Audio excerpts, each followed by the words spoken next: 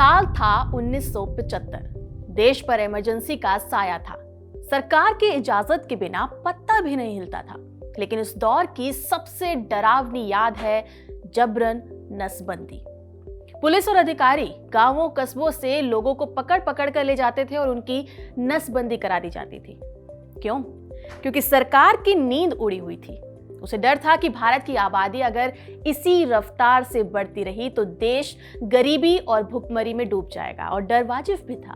उस जमाने में भारत का टोटल फर्टिलिटी रेट यानी कि TFR लगभग 5.2 था। आसान भाषा में कहें तो एक औरत अपनी जिंदगी में औसतन 5 से ज्यादा बच्चे पैदा कर रही थी। लेकिन वक्त का पहिया ऐसा घूमा कि आज ये कहानी 180 डिग्री पर पलट चुकी है। आज डर ये नहीं है कि लोग ज्यादा बच्चे पैदा नहीं कर रहे, बल्कि डर ये है कि लोग बच्चे पैदा ही नहीं करना चाहते। जिस सिचुएशन को आज दुनिया रियल फर्टिलिटी क्राइसिस कह रही है, वो आज हमारे दरवाजे पर दस्तक दे चुका है। तो हुआ क्या है?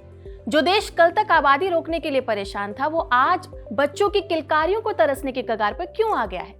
इसके पीछे महंगाई है या बदलती सोच या फिर कुछ और? तो चलिए आज इसी की पूरी कहानी को समझते हैं। नमस्कार, मेरा नाम है डिम्पिका और आप देख रहे हैं खबरगाम। पहले जरा आंकड़ों का खेल समझिए, क्योंकि सारा मामला तो यहीं छिपा है। आज भारत की आबादी करीब 1.46 अरब है। UNFPA के state of world population report 2025 के अनुसार अगले 40 सालों में ये करीब 1.7 अरब तक पहुंच सकती है।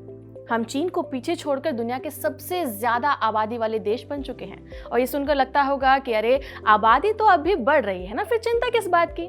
चिंता है भाई TFR की। जो फर्टिलिटी रेट कभी 5.2 हुआ करती थी, वो आज घटकर सिर्फ 1.9 रह गई है। अब ये 1.9 का क्या मतलब है, आप ये सोच रहे होंगे। दरअसल आबादी को स्टेबल रखने के लिए, यानी कि जितने लोग मरे उतने ही पैदा हों, TFR 2.1 होनी चाहिए। इसे कहते हैं रिप्लेसमेंट लेवल। मतलब 2 लोग यानी कि पति पत्नी अपने पीछे 2 बच्चे छोड़कर जाएं और थोड़ा सा मार्जिन बीमारियों और हादसों का भी हो। लेकिन हमारा आंकड़ा तो इससे उलट है।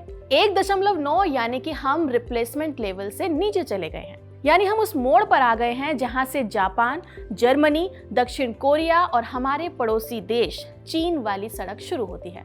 इन देशों में आज युवाओं की भारी कमी है और बुजुर्गों की संख्या इतनी बढ़ गई है कि देश का पूरा सिस्टम चरमरा गया है।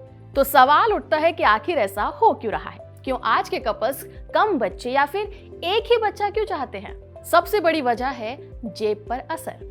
आज का युवा पहले करियर के टेंशन में जीता है, फिर नौकरी पक्की नहीं होती, कब निकाल दिया जाए ये भी पता नहीं होता। ऊपर से महंगाई आसमान छू रही है। घर की EMI है, गाड़ी की EMI है और फिर बच्चे के स्कूल की लाखों की फीस कहां से आएगी? पहले जमाना था जब बड़े बड़े घर होते थे, संयुक्त परिवार होता था, पर आज ज्यादातर लोग छोटे से 2 BHK में रहते हैं, जहां दूसरे बच्चे के लिए जगह ही नहीं होती।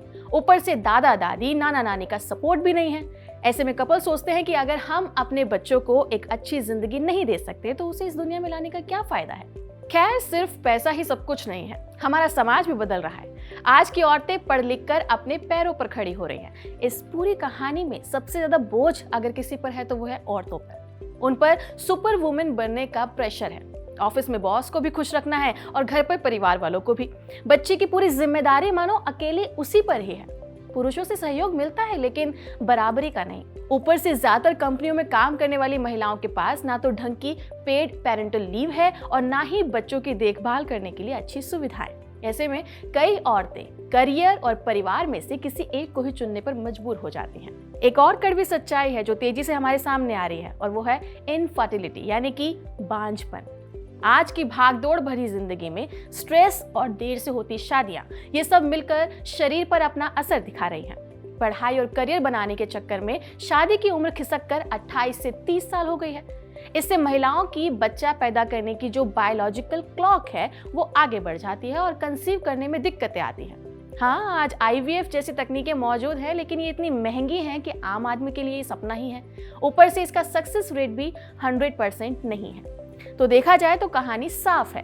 भारत एक बहुत बड़े डेमोग्राफिक बदलाव से गुजर रहा है। ये सिर्फ आंकड़ों का खेल नहीं है, ये हमारे और आपके भविष्य का सवाल है। सवाल ये है कि जिस देश ने कभी आबादी को रोकने के लिए जबरदस्ती की, क्या अब उसे आबादी बढ़ाने के लिए लोगों को मनाना पड़ेगा? क्या हम वाकई जापान और चीन के रास्ते पर हैं? आपकी इस पर क्या राय है? हमें कमेंट सेक्शन में जरूर बताइएगा। कैमरा के पीछे इस वीडियो को रिकॉर्ड किया है पंकज ने। मेरा नाम है डिम्पिका और आप देख रहे थे खबर गांव। नमस्कार।